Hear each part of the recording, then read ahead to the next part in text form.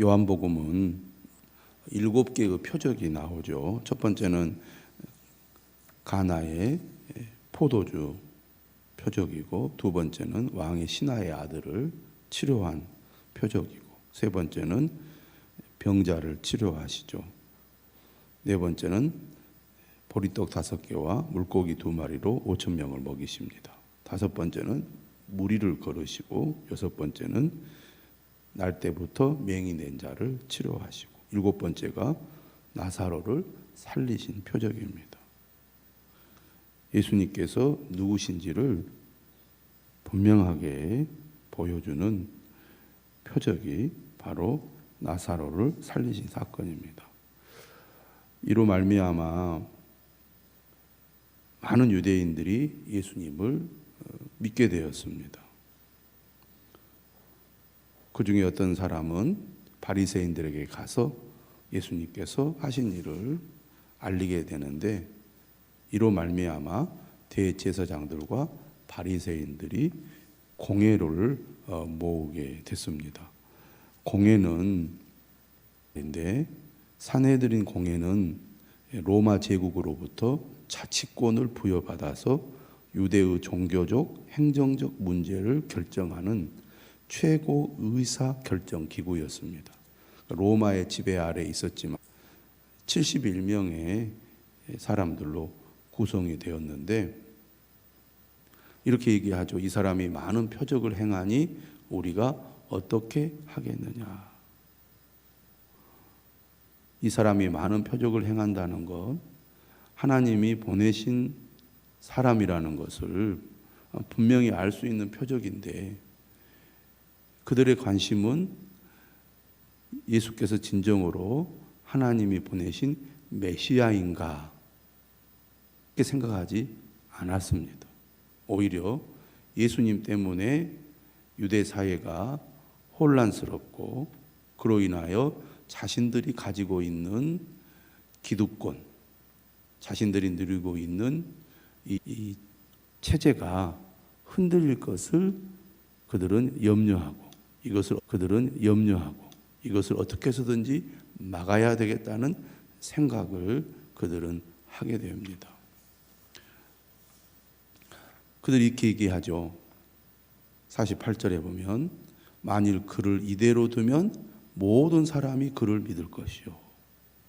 지금 유대 사회는 산헤드린 이 공회가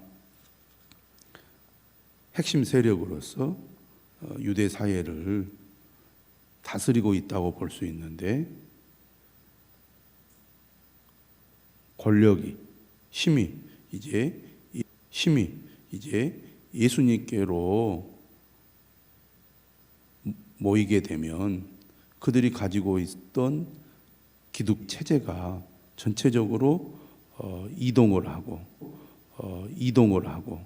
무너지기 때문에 이것을 그대로 내버려둬서는 안 된다, 이런 생각을 하고 있는 겁니다.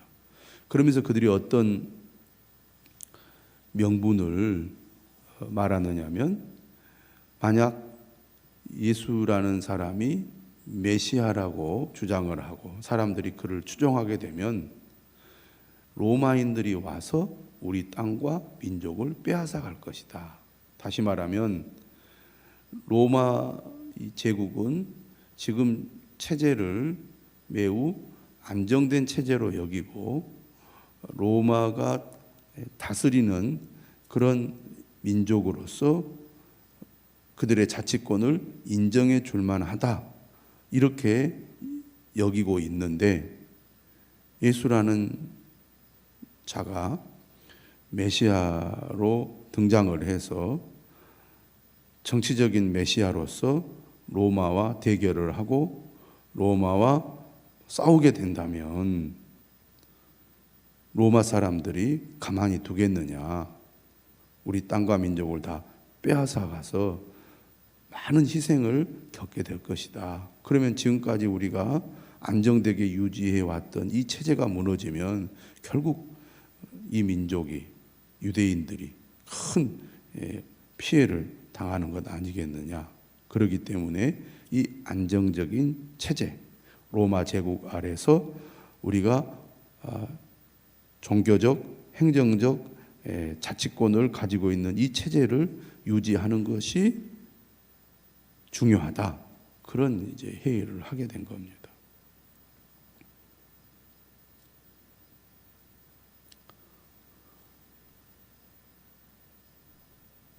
현실에 안주하고 또 지금 자신들이 살고 있는 이 삶의 환경이나 조건들을 유지하려고 하는 사람일수록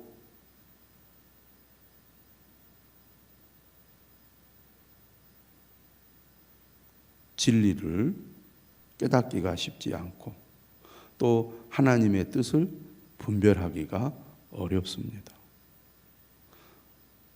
이 땅에 복음이 들어와서 예수 그리스도가 증거될 때도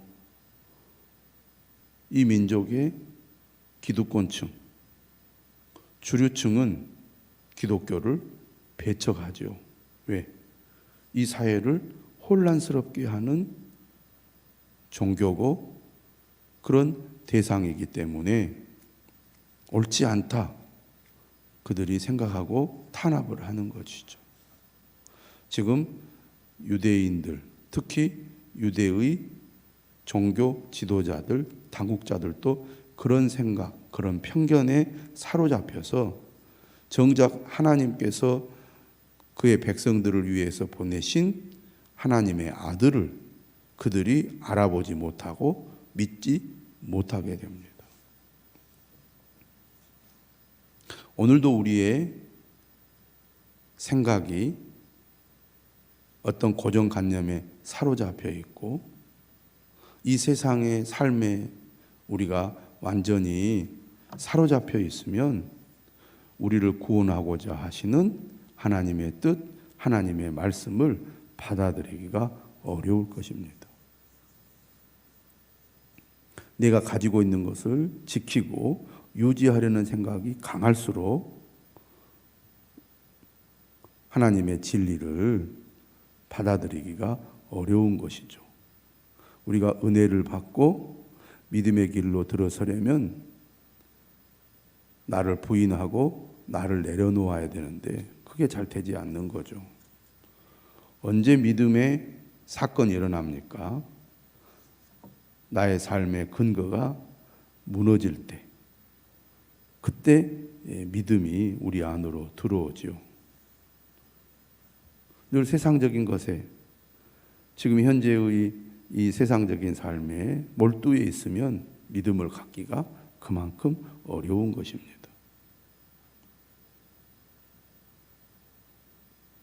그런 의미에서 권력을 갖거나 또 그 사회의 핵심 지도층이거나 지식인들이거나 이런 사람들이 새로운 사상이나 신앙을 받아들이는 것이 그만큼 어려울 수밖에 없습니다. 49절에 보면 그 중에 한 사람, 그 해의 대제사장인 가야바가 이 회의 가운데 이런 발언을 합니다. 뭐라고 얘기하느냐? 너희가 아무것도 알지 못하는도다. 그런데 사실 알고 보면 가야바라는 사람 역시 하나님의 계획이 무엇인지를 잘 모르고 있습니다. 그런데 이제 그의 안목과 입장에서 볼 때는 이 공회에 참여한 이 공회원들이 지금 이 사태의 본질을 잘 이해하지 못하고 있다. 지금 예수님의 이 놀라운 이 행동으로 인한 사회의 혼란과 어떤 위험에 대한 그들의 견해들을 듣고 너희들이 정말 본질을 잘 모르고 있다. 이렇게 얘기하는 거죠. 뭐라고 얘기를 합니까? 50절에 한 사람이 백성을 위하여 죽어서 온 민족이 망하지 않게 되는 것이 너희에게 유익한 줄을 생각하지 아니하는도다. 다시 말하면 예수라는 존재가 사회적인 물의를 일으켜서 오히려 그가 죽는 것이 우리 민족 또 우리들을 위해서 유익하다는 얘기입니다. 문제를 일으켜서 사람들의 관심을 받고 그래서 그것 때문에 그 자신이 위태롭게 된 것이 결국 우리에게 손해가 아니라 오히려 다행스러운 일이다. 그런 얘기입니다.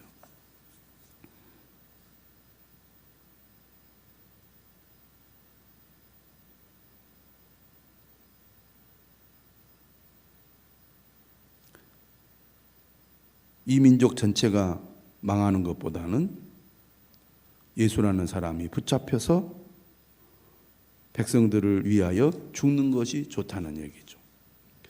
당시 유대 사회는 로마의 지배에 대한 반발 그리고 그 반대 운동을 하는 사람들이 있었습니다. 그래서 로마에 항거하다가 붙잡혀서 처형당하는 사람들이 있었던 것이죠. 한마디로 말하면 독립운동이 끊임없이 있었다는 얘기입니다. 그런데 그런 사람들이 붙잡혀서 처형을 당함으로써 오히려 유대 민족 그리고 그 체제가 유지되고 로마도 어떤 측면에서는 안심하는 거죠. 저 주동자가 처형됐으니 어느 정도 이 사회가 이제 안정되고 계속 유지해도 괜찮다 이런 판단을 할 거라는 겁니다. 예수님께서 지금 이 당시 유대 사회를 혼란스럽게 할 정도로 주목을 받고 인기를 끌고 있지만 그 예수라는 사람만 붙잡아다가 처형하면 오히려 이 사회가 잠잠해지고 안정이 될 거다 그런 얘기입니다. 그런데 그러기 때문에 오히려 지금 현재 일어난 이런 이 소요와 사태는 오히려 우리들에게 더 좋은 기회가 될 수 있다. 정치적으로 볼 때 그렇게 판단하는 것이죠. 그런데 여기에 대해서 요한복음은 어떻게 설명을 하고 있느냐 하면 이렇게 말합니다. 이 말은 스스로 함이 아니요 그 해의 대제사장이므로 예수께서 그 민족을 위하시고 또 그 민족만 위할 뿐 아니라 흩어진 하나님의 자녀를 모아 하나가 되게 하기 위하여 죽으실 것을 미리 말함이러라. 그러니까 가야바는 정치적인 목적을 가지고 예수님을 어떻게 우리가 이용할 것인가를 얘기한 거지만 결국 가야바의 발언은 하나님의 계획을 미리 선포하는 역할을 했다는 겁니다. 다시 말하면 예언자의 역할을 한 거죠. 그의 입이. 자신의 의도는 그것이 아니었지만 결국 그의 말은 하나의 예언이 되었다는 겁니다. 예수님의 죽으심이 결국은 이스라엘 민족을 위한 것이고 더 나아가 흩어진 하나님의 자녀를 모아서 하나가 되게 만드는 죽음이 될 거라는 얘기죠. 예수님 때문에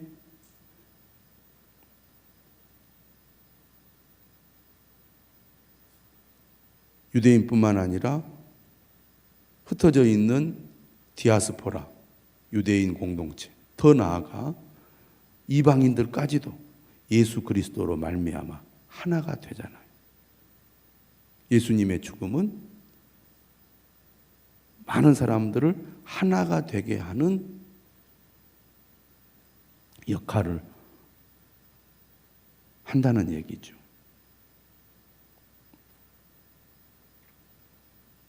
하나님은 어떤 분이신가? 우리가 생각하지 못한 것까지도, 우리가 의도하지 않은 것까지도 사용하셔서 하나님의 뜻을 이루시는 분입니다. 고레스 왕, 페르시아의 고레스 왕은 하나님을 모르는 사람이죠. 그러나 하나님께서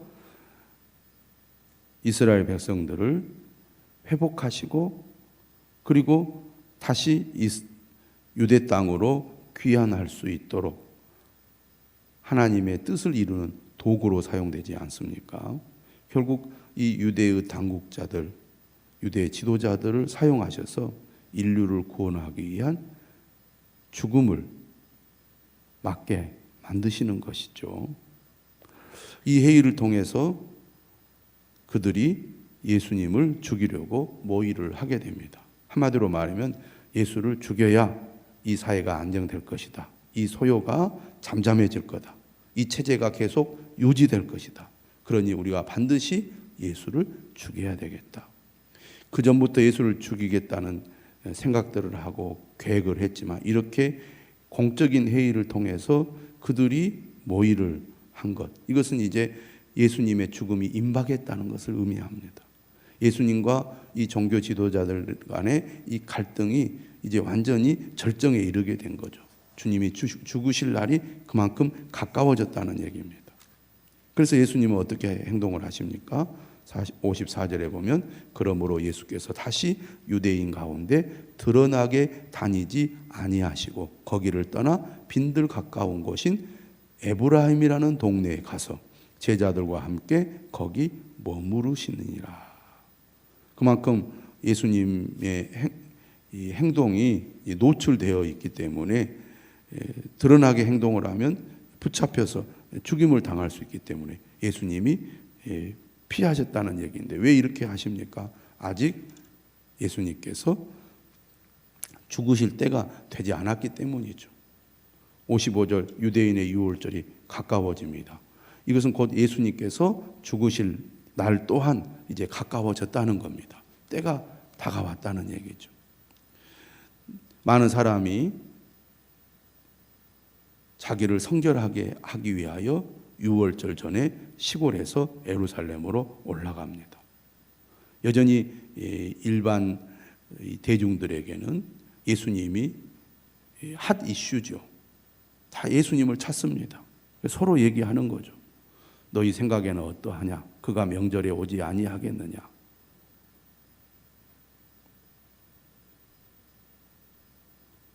57절에 말합니다. 이는 대제사장들과 바리새인들이 누구든지 예수 있는 곳을 알거든 신고하여 잡게 하라 명령하였음이로라.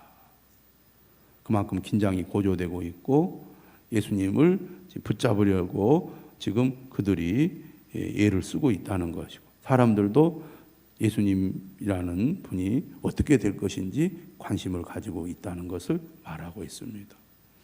예수님께서 나사로를 살리신 이 표적을 통하여 사람들은 결국 예수님을 죽이려 하고 있고 그 계획이 차근차근 진행이 되고 있습니다. 하나님의 아들, 죽은 자를 살리시고 생명의 주인이 되신 예수 그리스도가 하나님의 아들이시요 하나님이 보내신 메시아임을 알지 못하고 자신들의 기득권, 자신들의 체제만을 유지하려는 마음과 생각이 결국은 하나님의 아들을 죽이는 데까지 나아가게 된 것이죠. 오늘 우리는 이 말씀을 통하여 우리의 기존의 생각, 우리의 어떤 편견, 우리의 고정관념이 주님 앞으로 가까이 나가는데 얼마나 큰 방해가 될 수 있다는 것, 방해가 될 수 있다는 것, 장애가 될 수 있다는 것을 다시 한번 생각하게 해줍니다. 예수 그리스도를 더욱 잘 알고 더욱 깊이 우리가 알기 위해서는 나의 고정관념, 기존의 생각을 내려놓고 하나님의 말씀을 순수한 마음으로 우리가 들을 수 있는 사람이 되어야 하겠습니다. 오늘도 하나님께서 우리와